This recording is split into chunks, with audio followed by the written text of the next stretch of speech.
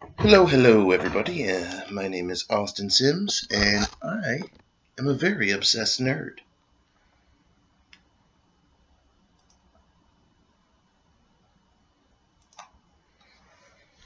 Creationists and evolutionists have been arguing about so many different facts and topics: science, biology, geology, philosophy, etc., for over a century now. They argue about the age of the Earth, creationists believing it's 6,000 years, while evolution believes it's billions of years old. Some intelligent design proponents accept that it is billions or millions of years old. The origin of life: creationists believe life was created by a divine being, while evolutionists believe it arose naturally through a process of chemical reactions. The development of species: creationists believe species were created separately and have not changed significantly since their creation, while evolutionists have proven time and time again through multiple experiments and all natural observations of species that they have evolved over time through natural selection.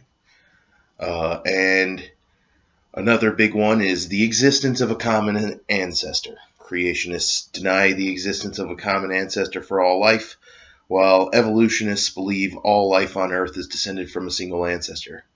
This is the very farthest bleeding edge of evolution, the point at which we start to bleed over into the biochemical theory that is abiogenesis, or life developing from ambient organic chemicals in catalytic environments, and etc. Ironically, that argument has changed a lot over time, but has never really completely ended, at least not the way I think it should. I think creationism should be consigned to the dustbin of history alongside the idea that mold and fungus come from spontaneous generation, or that the weather of the earth is a reflection of God's moods. So I've tried many methods to influence this argument and thought a lot about how I could, which has led me to the super thesis idea. I want myself and a team of evolutionists to put together a super thesis full of theses we've developed, anything and everything we think is the best or strongest, most lucid or relevant facts and data together. I want to go against the grain by making it a super thesis. It will be both broad and specific. My wildest dream is that it becomes almost encyclopedic. I want creationists to put together their best arguments they have as well, especially the young Earth ones. But I'm inviting all creationists to come on down, basically. I'm specifically interested in anything they have solving the heat problem, characterized by the creationist rate team, but I'm taking any and all arguments, likewise brands of creation and intelligent design. And if you believe that uh, God was a part of the process that developed living beings on Earth in any provable or scientific way whatsoever, I am inviting you to come speak to me and try and change my mind, because I unequivocally don't buy that at all. So to generate interest in this super thesis idea, I decided to, do social media push. I'm going to make as many videos, comments, posts about my views on evolution versus creationism / intelligent design that I can. I'm going to network as much as I can with the evolutionists and creationists I know. I'm going to dive into the argument deeper than ever. I'm going to explore all the works supporting both sides as much as possible. Luckily, I already have about 20 years invested into that. I'm going to talk to anyone still alive who's a big-wig in the debate who will talk to me. I'm still developing how I'm going to make it happen. I'm going to buy a website probably at some point. I'll make a GoFundMe for that later. So far, I've just been brazenly reaching out to every expert who will talk to me. But anyways, I guess this is the general all-purpose, announcement letting everyone know I'm the creationist super thesis guy. So I just had so much energy and years invested in this 150-year debate, I'm going to make an encyclopedia about it, with just a bit of help from literally any scientist, intellectual, anyone at all who can present me good information on the subject, in my admittedly somewhat biased view. Also, just to let people know, so they're not surprised when they ask, well, what's going on? And I'm like, still fighting creationism. So I figured I would start off this time with this video just talking about the timeline. Because, like I said, this debate has been going on for 150 something years now.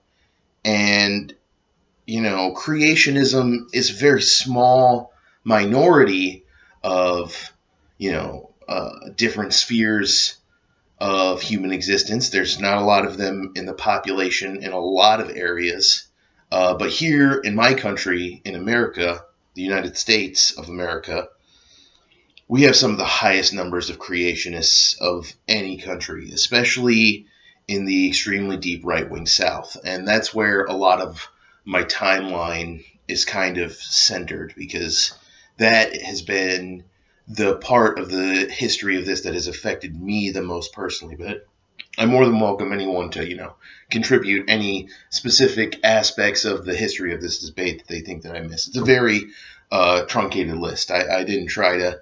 That would be a whole thesis on its own to break down the timeline, and that is certainly part of the idea of making this a super thesis. But I didn't want to get into that right away because I'm not a historian. So the timeline thus far, I'm going to start it pre-1859.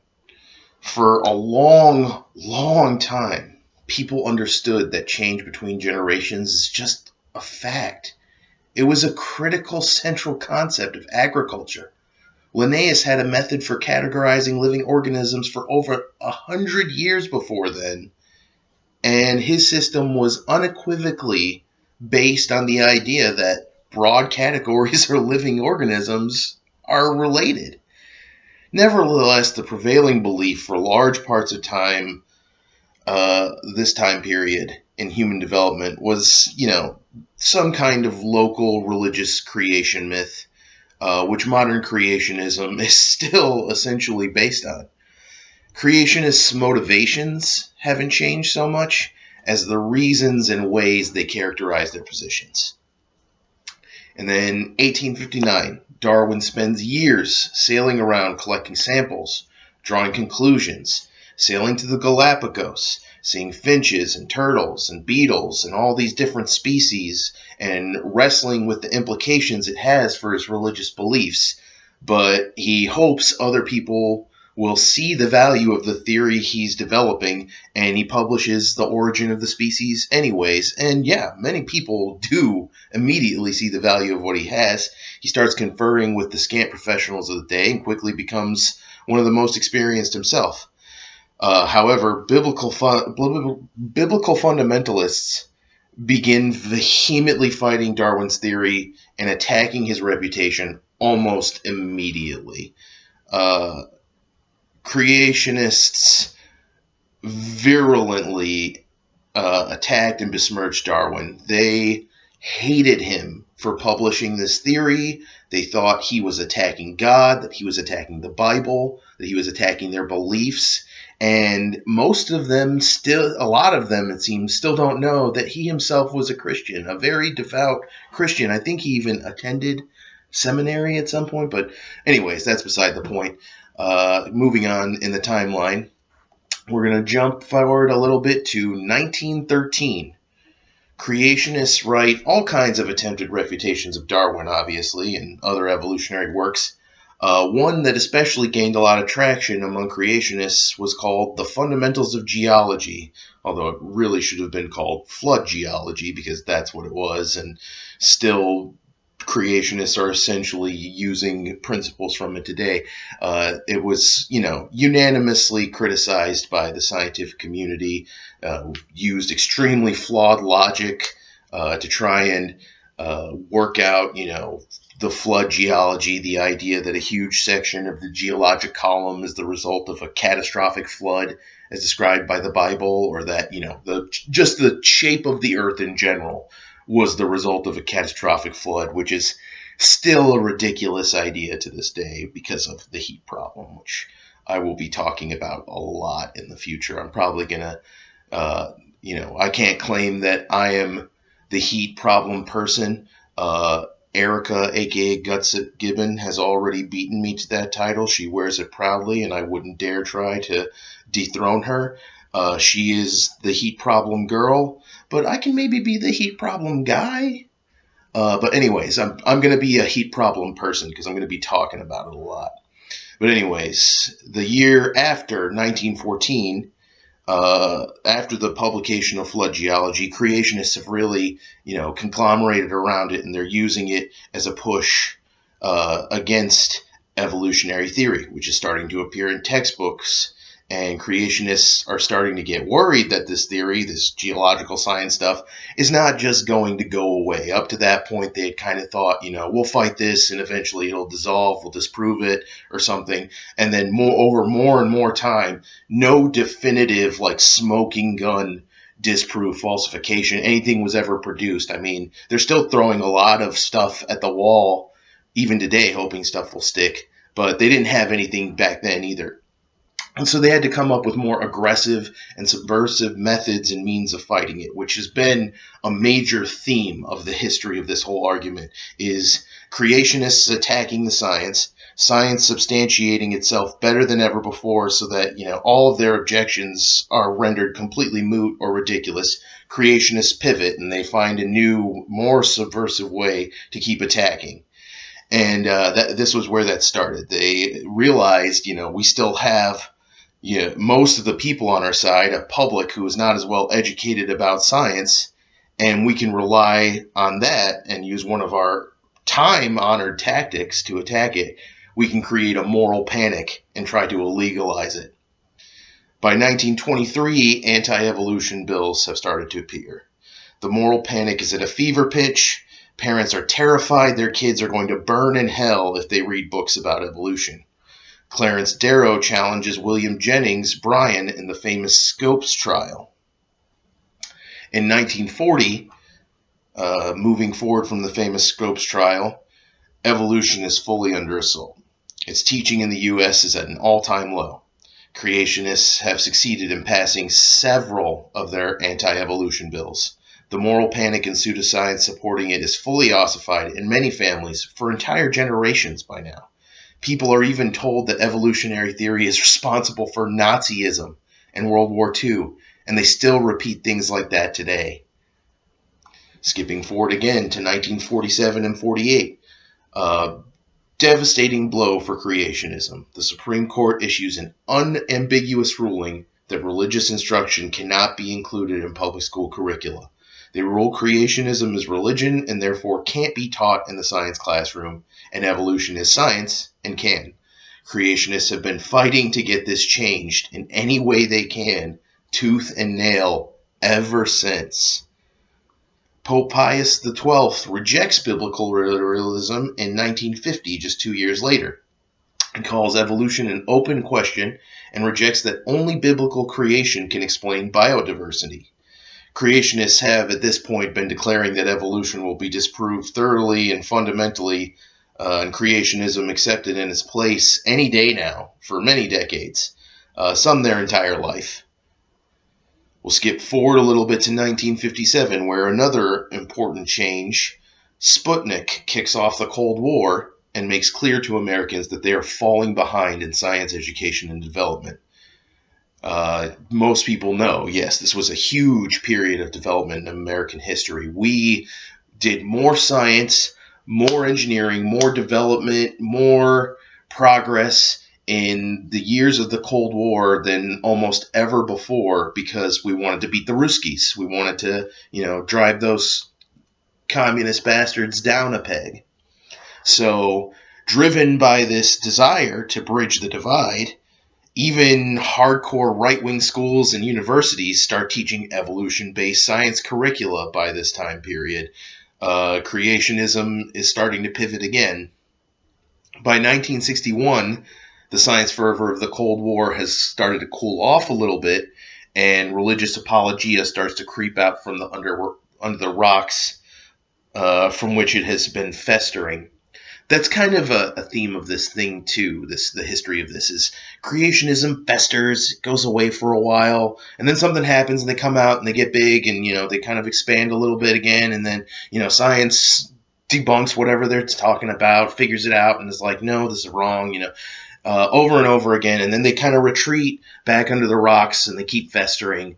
But they never really admit defeat. They're always kind of down there festering and still trying to find a way to terrorize science or destroy science or replace science with a version of science that comports with their worldview. And they never really give that charge up. They just try and find other ways to get it done.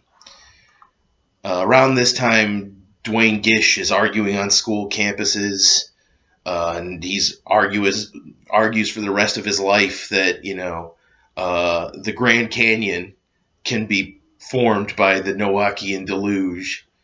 Many are still trying to make almost that exact worldview fit scientific evidence that wildly contradicts it. The scientific community responds unanimously by criticizing their Genesis flood book that they published. Creationism continues to strategically retreat and pivot. Gish and Morris popularize a strategy of using deceptive tactics to argue against evolutionary and geological science. That's one of the things that really makes this super thesis even necessary. I mean, if you think about it, we already have the super thesis that disproves creationism. It's just called science. That's the super thesis. But we need a more specific one, because these guys have been writing theses about how to reject science, how to fight against science, how to use deception and bad faith tactics to mindfuck people onto their side of the debate, how to use psychological trickery to make people doubt science, to try and trick them into their, being part of their worldview. And they also want to use it because they are afraid of what science means for their beliefs. So they believe that, it's an existential threat for them. They feel like this stuff is going to kill their faith. It's going to kill their religion. So they are ready and willing to use any kind of tactics they need. Deception, dishonesty, violence, torture. They'll do whatever they have to, which makes this, it's part of what keeps the argument going.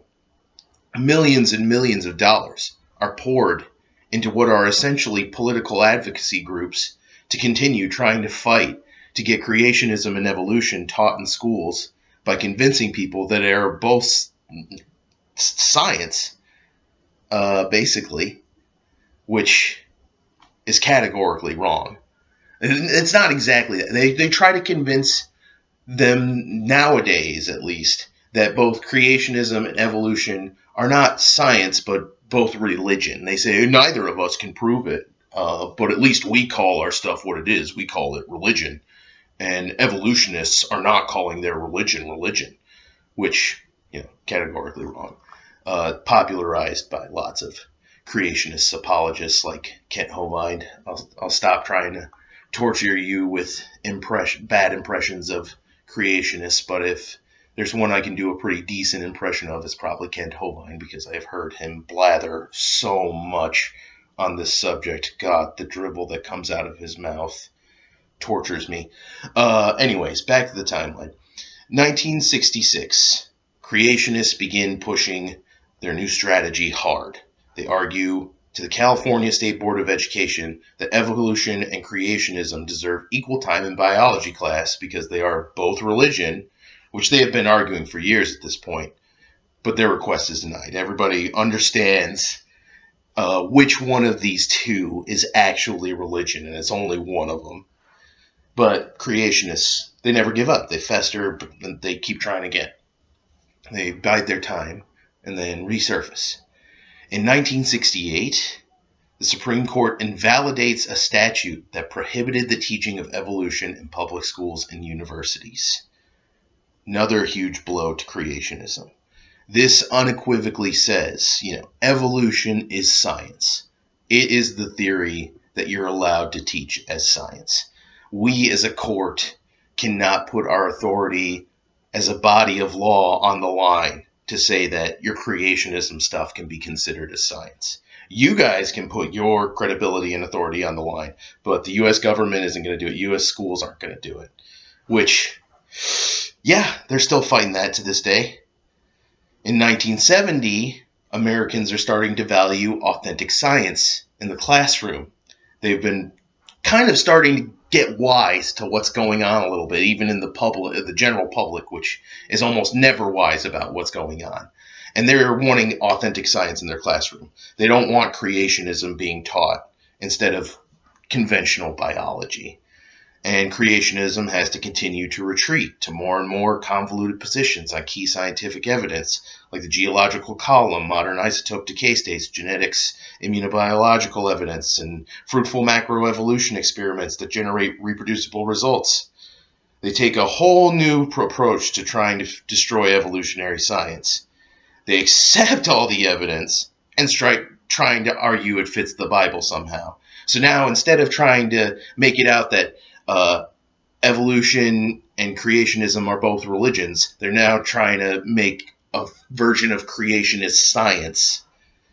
Most Americans don't care, and they tune out as long as their local science curriculum is secure.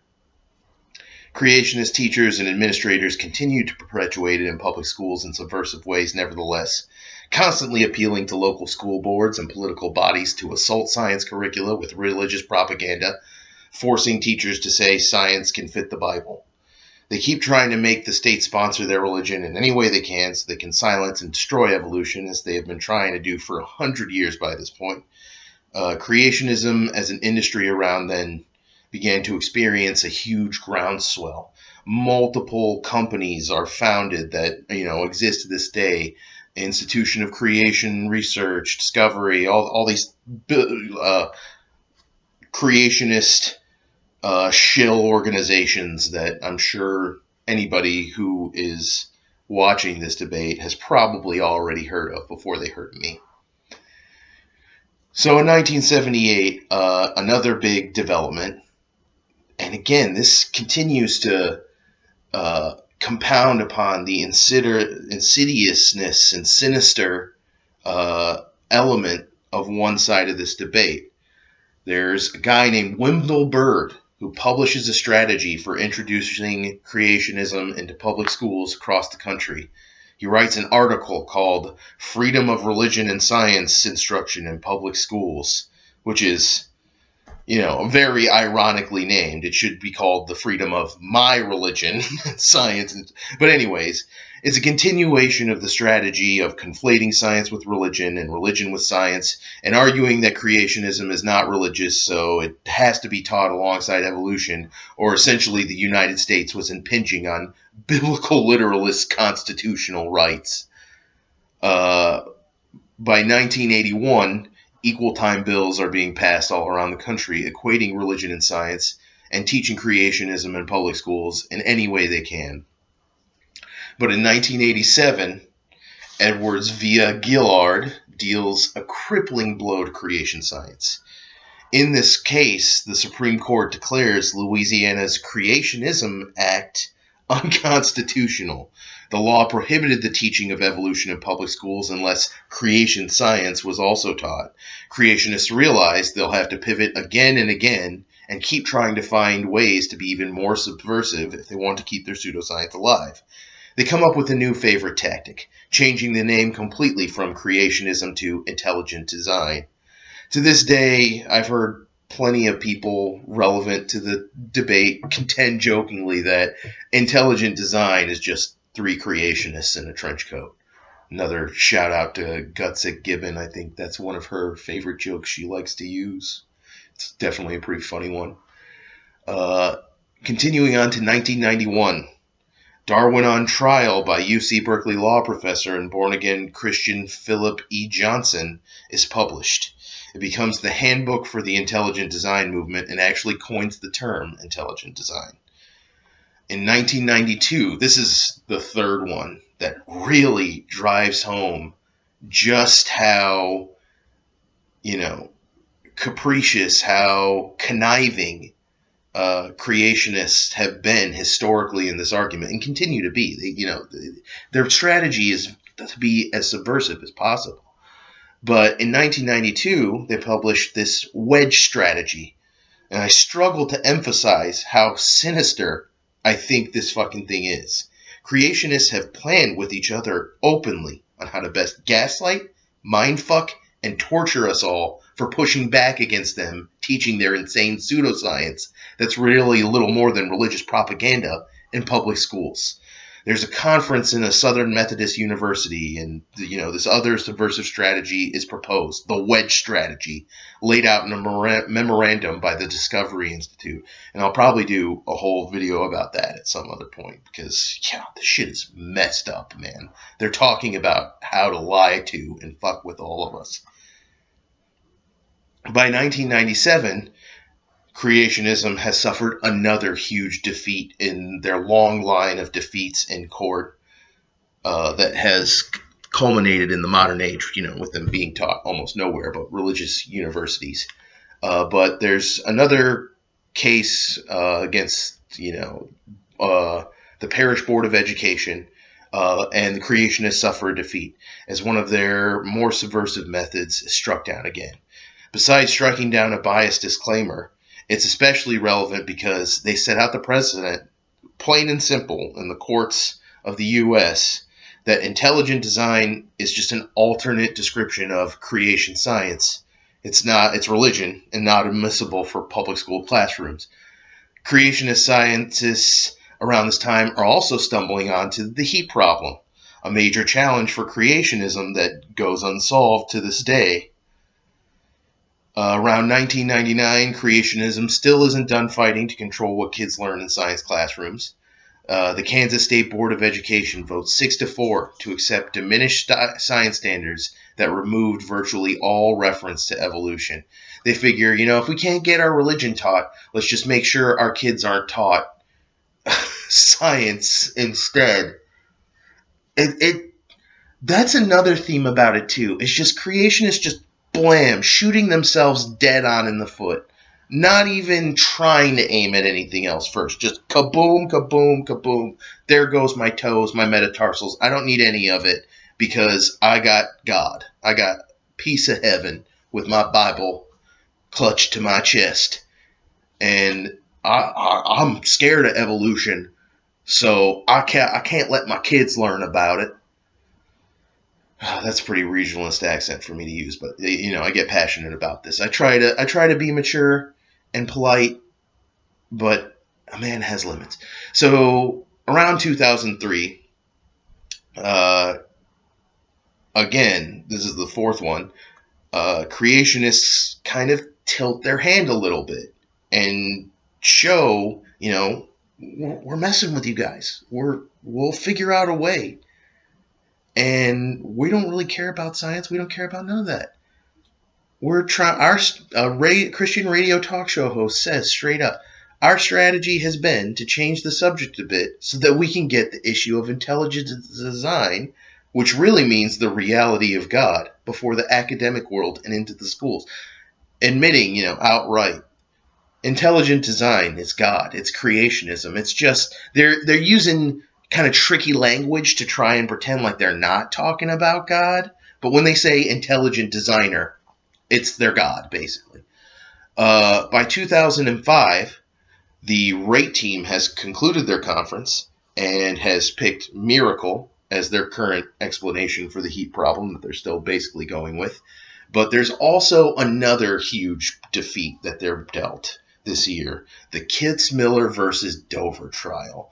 A team of lawyers on behalf of 11 parents of Dover students absolutely destroy intelligent design in court.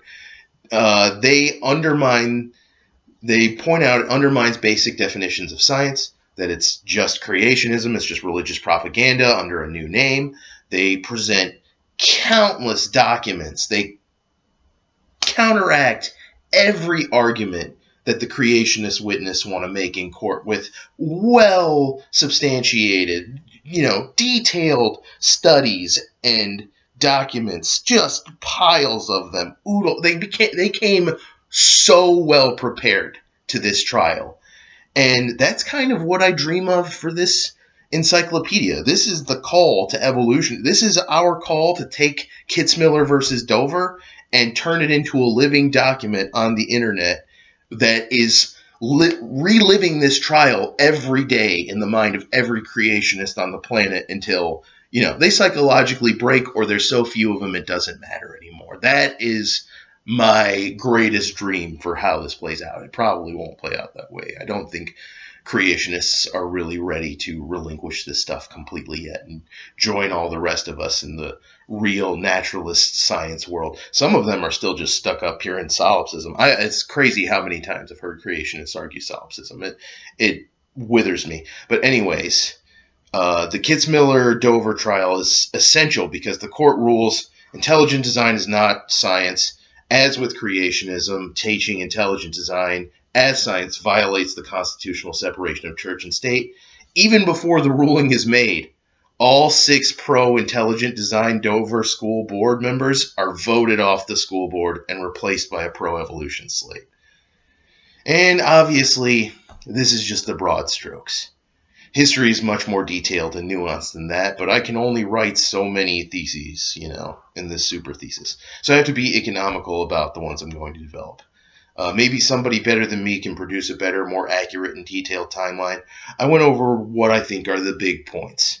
Creationism is ultimately rigid and unchanging. They're still arguing pretty much the same stuff they were arguing at the beginning of this debate. They've just changed the ways they do it to be, less easy to detect and immediately identify. You might not even realize they're talking about creationism. They're spouting stuff about intelligent designers and using lots of really sciencey and official sounding math, like, it's the improbability issues and on and on.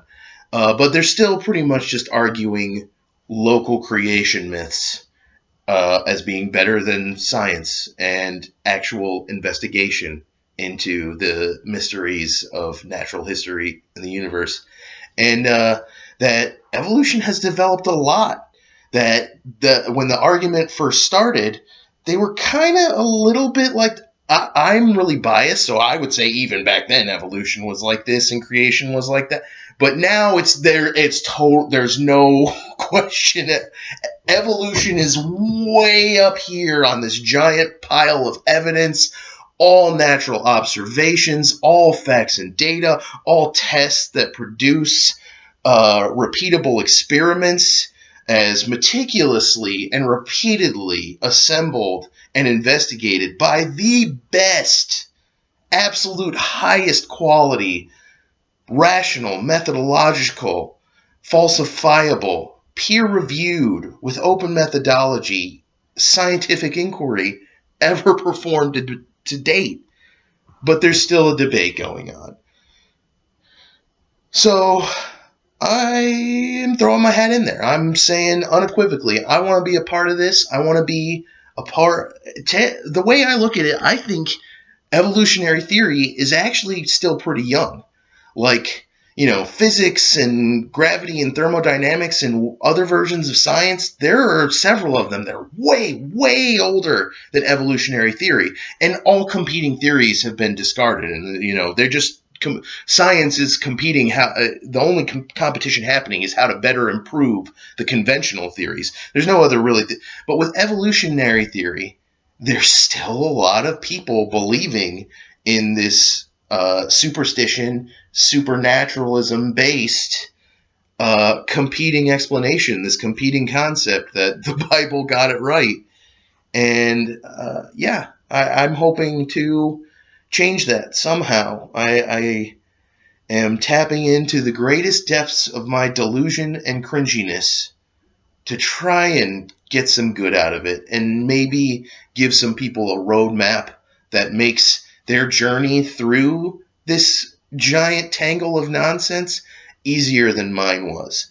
Because creationists tried to mindfuck me a lot as a child. That cult tried really, really hard to get me. And I only ever so narrowly avoided it. So if you're just now discovering this and you want to hear from someone who has firsthand experience and ended up on the other side, message me. Leave me a comment, Contact me in whatever way you can, and let's talk. I want to be kind of the exact polar opposite of Kent Hovind, this horrible goblin-like person who will debate anyone because he's a salesman with a sales pitch and bravado and charm. And I want to be the opposite of that. I want to be your wise man. I want to be your friend who tells you, hey, I know you might not have a great, personally well-developed red flag for this subject for when something sounds wrong, but this sounds wrong. Your red flag should be waving right now, and I'll tell you why. And I'm hoping that being nice, being open to anyone, letting anyone come and talk to me, will really help improve this super thesis that I want to create. I really do need to interface with as many experts from both sides as possible to get a quality result here. And I insist you creationists do something similar. If you're really bothered by my project and don't want to contribute to it and want to make your own, I think that is just fine. In fact, if you do, I will probably include your project in mine, and we'll talk about it. So, yeah, that's the basic gist of why I'm making this and why I just talked about the history of creationism versus evolution for a long time and why I think I'm qualified to comment on it and whatnot. And yeah, this is the call. If you're a creationist and you want to try and fight an evolutionist and, challenge their ideas and really have a measurable impact on the way the words I'm going to put on paper end up in their final form, yeah, this is it. Go find all the biggest, smartest creationists all the big poobahs and muckamucks in creationism, and send them my way. I want to hear what they have to say. And I will be surprised if it's not something I haven't heard a million times over. Unfortunately, I've been disappointed over and over and over again, and I don't really expect much better. But this is where we're starting. And it actually has already started to yield some positive results. So I'm cautiously optimistic. I've had a couple creationists reach out, had a couple evolutionists reach out and say, hey, this is a cool idea. How can I be a part of it? So this is it. If you want to find me on Facebook, I'm on Facebook almost literally 24 hours a day. My name is just Austin Sims on Facebook. It'll be a picture of me, but with much shorter hair, and I'll be, oh no, actually it won't be a picture of me currently. It'll be a picture of a robot with glowing blue eyes. But if you go through on my profile, you'll see many pictures of me. You'll know it's me if you see a dude where in the middle of a mixed martial arts match with MMA gloves and a mouthpiece. That's me. So Austin Sims, send me a friend request. Let's debate this stuff. Let's talk about this stuff. Let's see if you can contribute to this super thesis in any way that I personally consider valuable. Let's hear your ideas, whatever you have. I mean, seriously, bring it to me. If you want to debate, we'll debate. I'm happy to do that. But I will tell you, I got some stipulations. So we'll see if you can handle that. Anyways, that's basically the video. That was an introduction to my super thesis idea and the history of creationism versus evolution in about 40 minutes. I used a couple historical sources, some great articles I'll include some links for. And yeah, nice to meet y'all. Have a good one.